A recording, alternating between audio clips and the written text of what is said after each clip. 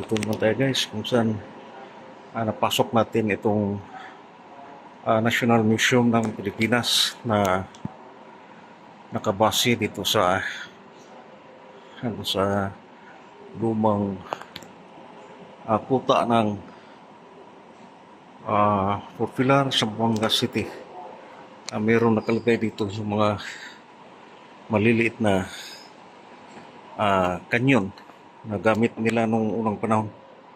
Yan, may maliit, may malaki.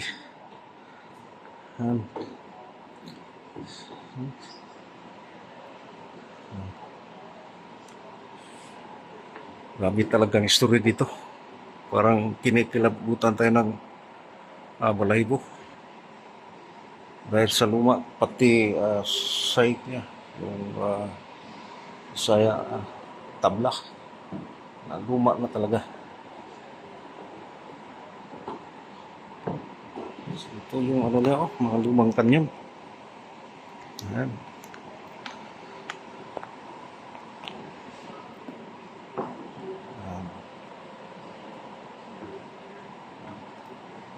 Ito yung mga bricks ay luma na talaga.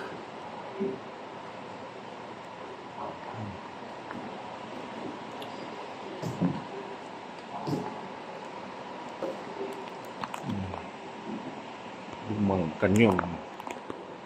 At meron ding yung Bisaya, Bagtingan. Ayan.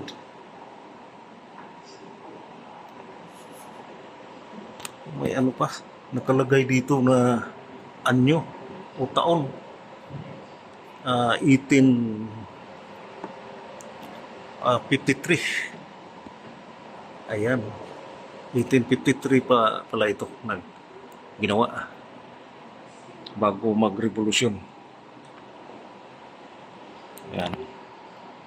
Abis. Ito. Maliit na kanyon. Talaga maliit na siguro yung tawag ito. Yung bola o pagputok sa kanyon. Yung bala niya. Ayan.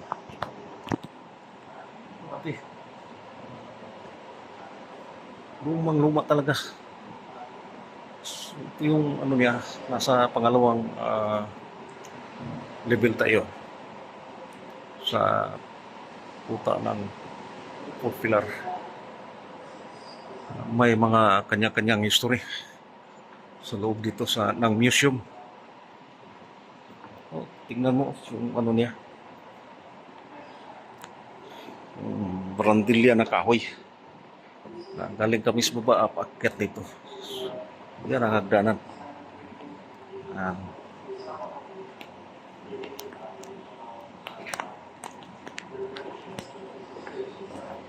Ayan guys, thank you guys sa kunting oras panonood.